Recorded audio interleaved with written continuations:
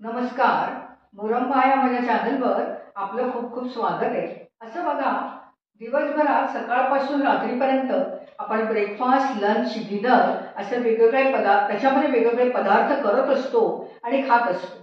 त्यामध्ये प्रत्येक पदार्थामध्ये protein, minerals, vitamins, carbohydrates, fats आणि इतरही आयर्न असे सगळे घटक असतात. प्रत्येक पदार्थामध्ये ते घटक असतात, पण त्याचं प्रमाण प्रत्येक पदार्थामध्ये वेगळं वेगळं असतं. कमी असतं, जास्त असतं. तर आजची माझी अशी रेसिपी आहे, मी करते आज प्रोटीन सलाड. ते असं करते मी की प्रोटीन आणि डायटिशियन्स किंवा जे आपले आहार तज्ज्ञ आहेत ते नेहमी असं सांगत असतात की तुम्ही असं फूड खा की त्याच्यामध्ये प्रोटीन जास्त प्रमाणात मिळेल आणि कार्बोहायड्रेट्सचं प्रमाण कमी असेल. असे पदार्थ जर तुम्ही जास्त खाल्ले तर ते फिटनेससाठी आणि तुमच्या आरोग्यासाठी फार चांगले आहे. अशा दृष्टीने विचार करून मी रेसिपी करते. ती अशी की मी प्रोटीन सलाड करते.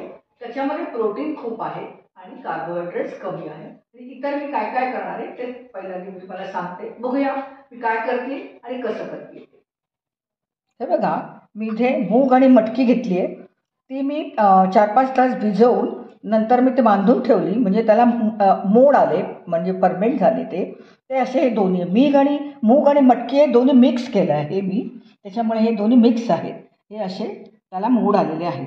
हे दोन्ही घेतलेत. स्प्राउट्स आपले कुठलेही घेऊ शकता तुम्ही. राजमा घेऊ शकता, वाटाणा घेऊ शकता, चवळी घेऊ शकता, कारण त्याच्यामध्ये अतिशय मोठ्या प्रमाणामध्ये प्रोटीन्स असतात. त्यामुळे हे दोन मी घेतलेत. आत्ता मला हे अवेलेबल होते म्हणून. त्याच्याबरोबर आपण ड्रायफ्रूट्स घेतले. आता हे काजू घेतलेत मी इथे. हे सगळे भाजून घेतलेत. काजू घेतलेत, शेंगदाणे घेतलेत, मी अक्रोड घेतलेत, तुम्ही पिस्ते घेऊ शकता. बदाम पण मी घेतलेत. हे बदाम घेतलेत, ते सगळे मी कोरडे भाजून घेतलेत. तीळ लागणार आहेत आपल्याला.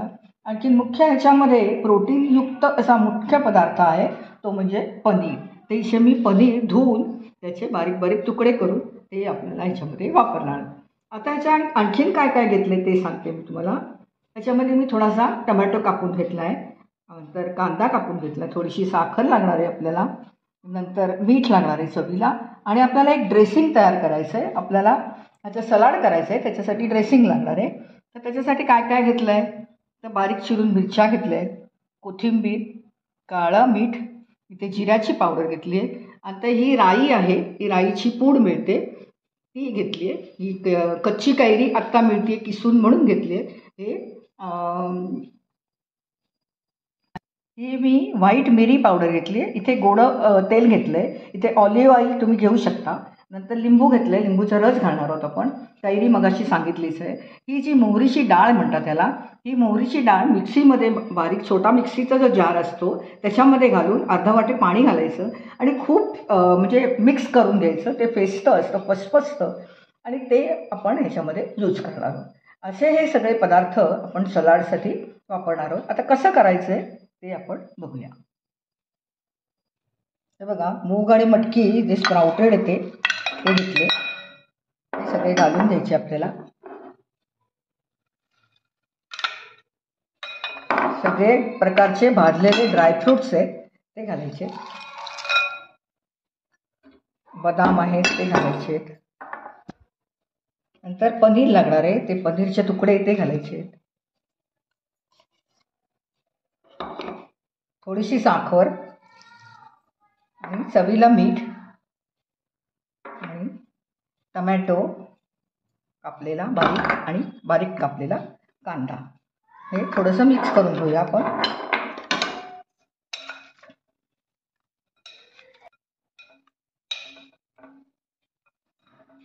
हे बघा, आपण सलाडसाठी ड्रेसिंग करून घेतोय. ते पहिलं ऑइल घेतलंय. इथे मी साधं घेतलंय ताई तेल. इथे खरं ऑलिव्ह ऑइल घ्यायला पाहिजे, पण मी इथे साधं घेतलंय.